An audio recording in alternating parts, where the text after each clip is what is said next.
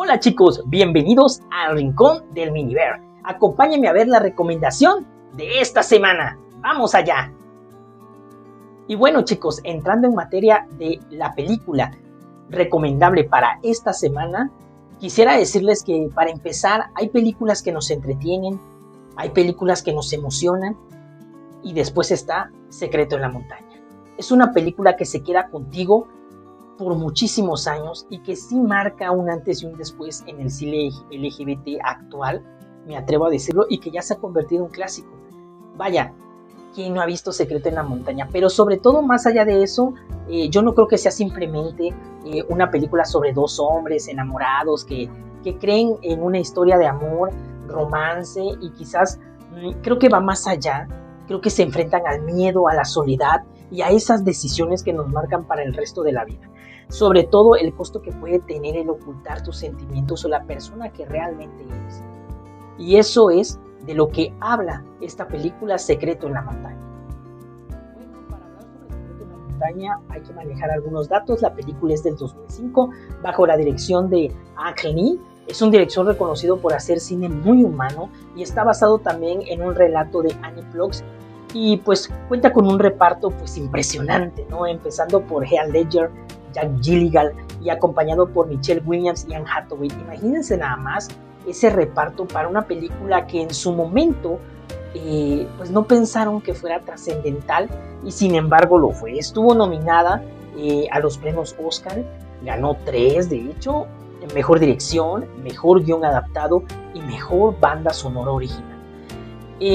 Hasta el día de hoy se puede decir que sigue siendo considerada una de las películas LGBT más importantes de toda la historia del cine.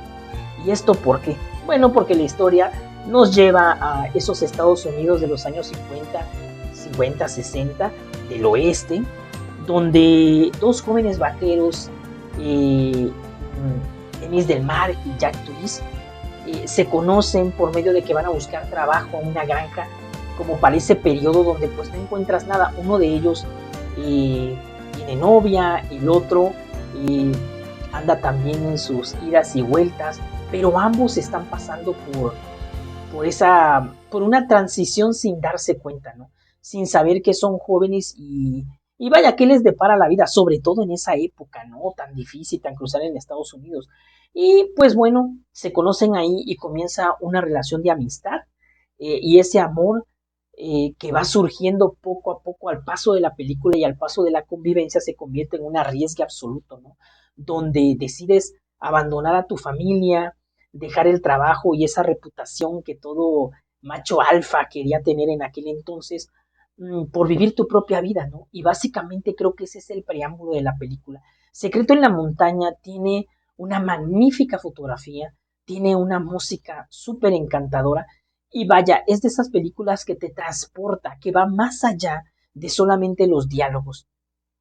La historia nos va demostrando cómo esa relación y ese vínculo entre la amistad y el amor se va desarrollando poco a poco. Y eso es interesante porque le da identidad, digamos, a la película, ¿no? Algo que siempre me ha gustado de esta película, pues es que no intenta convertir a sus protagonistas en héroes perfectos, son las personas las únicas que quieren vivir ese amor prohibido, digámoslo así, para la época, sino te los plantea como seres humanos, como dos hombres que se conocen y que van poco a poco descubriendo lo que en verdad sienten dentro de ellos, ¿no? Y justamente ahí está la grandeza del guión.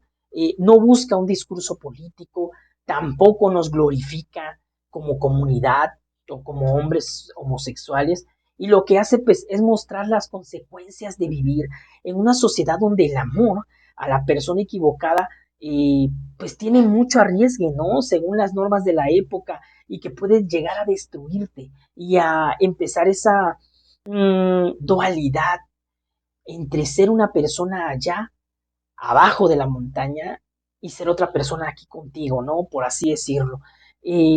Eso hace que la película pues se impulse sola, ¿no? Y sobre todo que te vaya atrapando, porque se puede decir que es un poco lenta para algunas personas, pero realmente te va generando ese misterio en el sentido de qué va a pasar, ¿no? Vaya, no se evoca rápidamente a es una historia de dos hombres que se enamoran. No.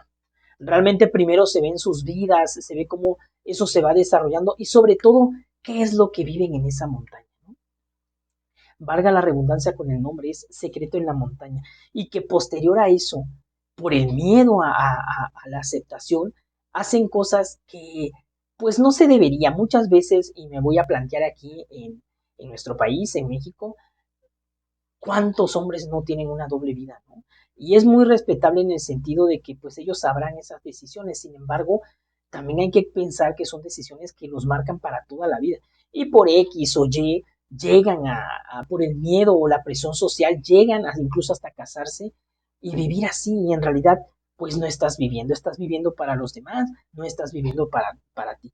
Si tengo que hablar un poco en el aspecto de que hace inmortal, por así decirlo, esta película, pues es definitivamente son sus actuaciones.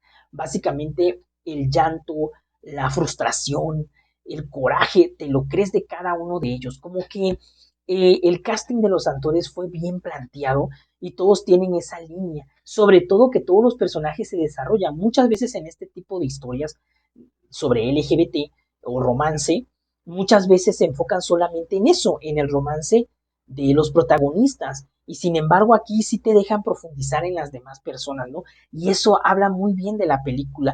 Yo en lo personal creo que uno de los mayores logros que tiene la película, pues que no habla solamente de la comunidad LGBT, al mismo tiempo también te pone del otro lado de cuando como una mujer puedes sobrellevar una situación en donde sabes que la persona con la que estás compartiendo tu vida no es lo que tú crees.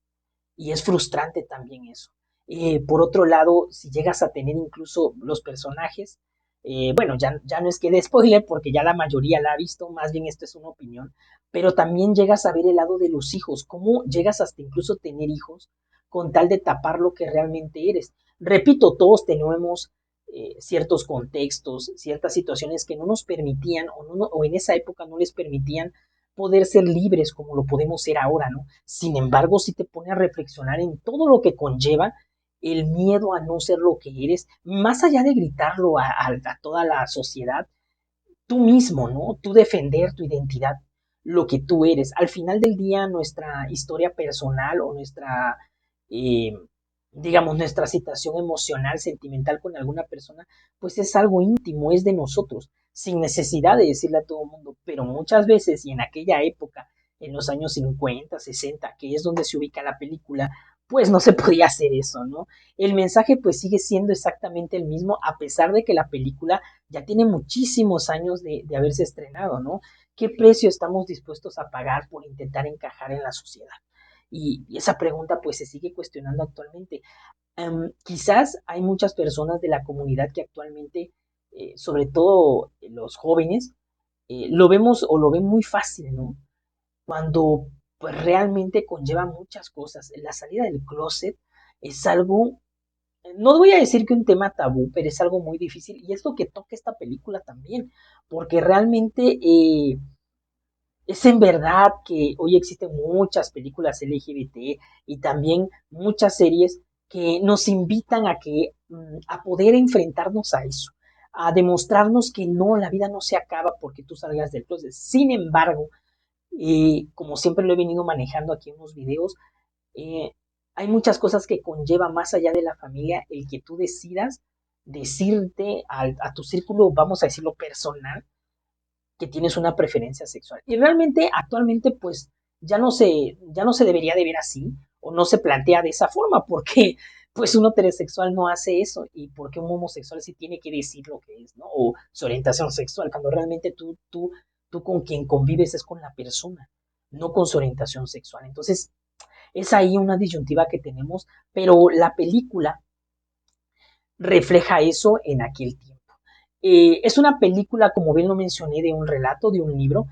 Todas las películas que vienen manejadas de un libro regularmente tienen muchísimo éxito.